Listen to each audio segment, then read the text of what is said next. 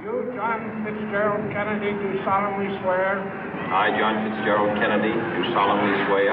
That you will faithfully execute the office of President of the United States. That I will faithfully execute the office of President of the United States.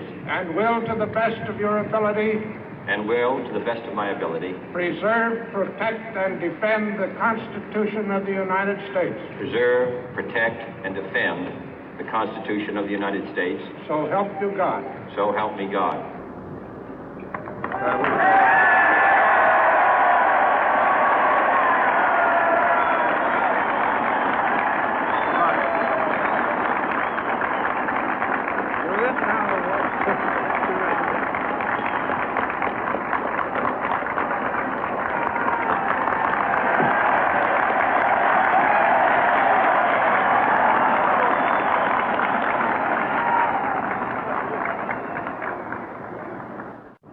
Vice President Johnson, Mr. Speaker, Mr. Chief Justice, President Eisenhower, Vice President Nixon, President Truman, Reverend clergy, fellow citizens.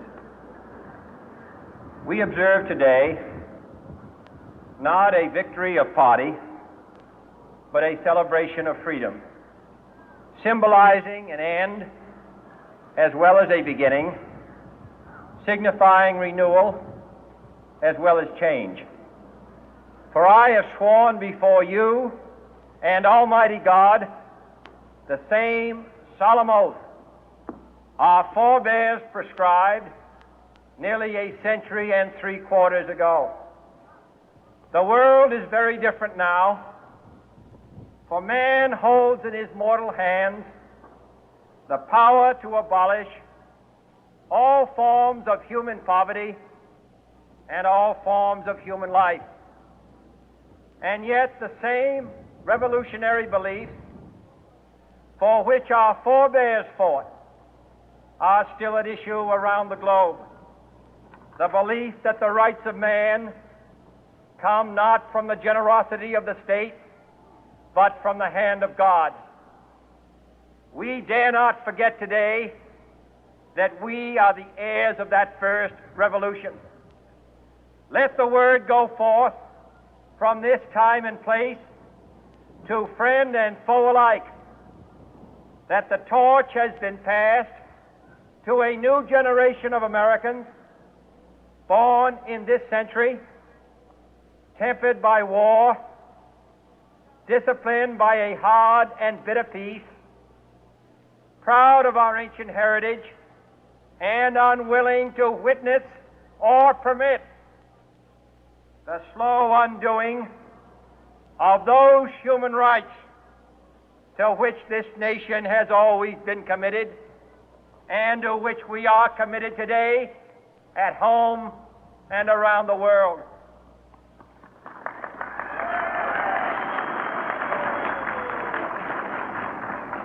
Let every nation know, whether it wishes us well or ill, that we shall pay any price, bear any burden, meet any hardship, support any friend, oppose any foe to assure the survival and the success of liberty.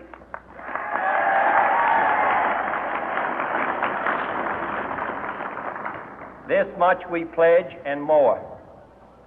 To those old allies whose cultural and spiritual origins we share, we pledge the loyalty of faithful friends.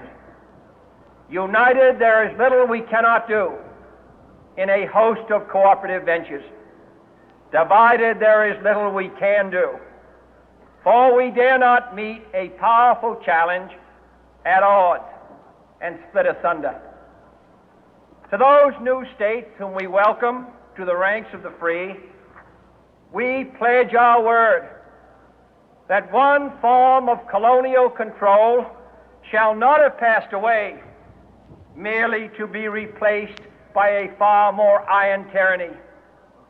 We shall not always expect to find them supporting our view, but we shall always hope to find them strongly supporting their own freedom, and to remember that in the past, those who foolishly sought power by riding the back of the tiger ended up inside.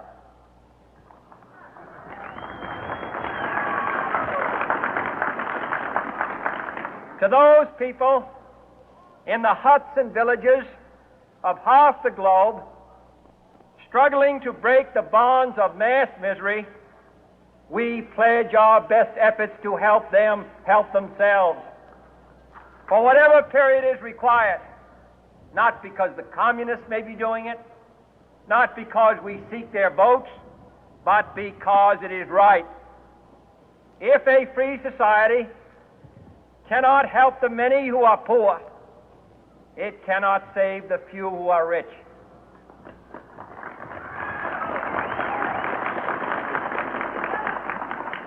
To our sister republics south of our border, we offer a special pledge to convert our good words into good deeds, in a new alliance for progress, to assist free men and free governments in casting off the chains of poverty.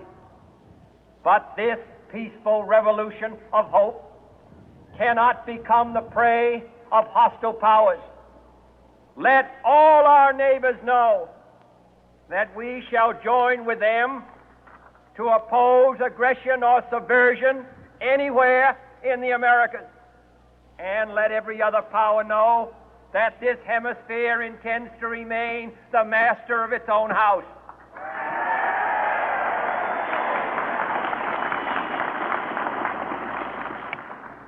To that World Assembly of Sovereign States, the United Nations, our last best hope, in an age where the instruments of war have far outpaced the instruments of peace, we renew our pledge of support to prevent it from becoming merely a forum for invective, to strengthen its shield of the new and the weak, and to enlarge the area in which its writ may run.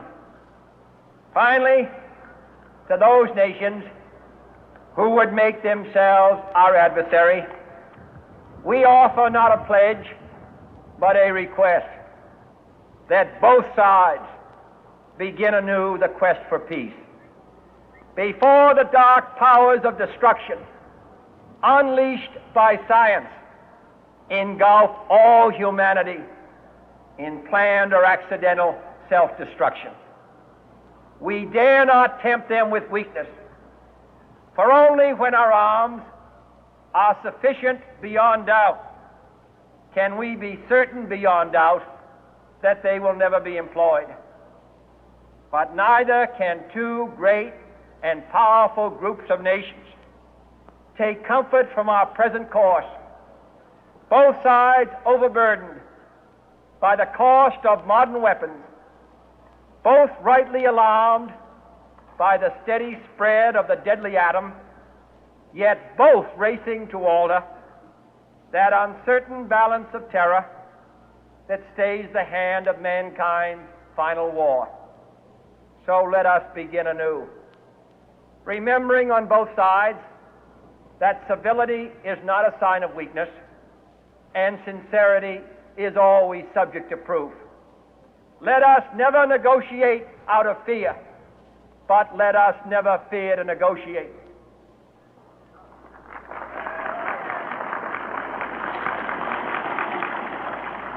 Let both sides explore what problems unite us, instead of belaboring those problems which divide us. Let both sides, for the first time, formulate serious and precise proposals for the inspection and control of arms, and bring the absolute power to destroy other nations under the absolute control of all nations.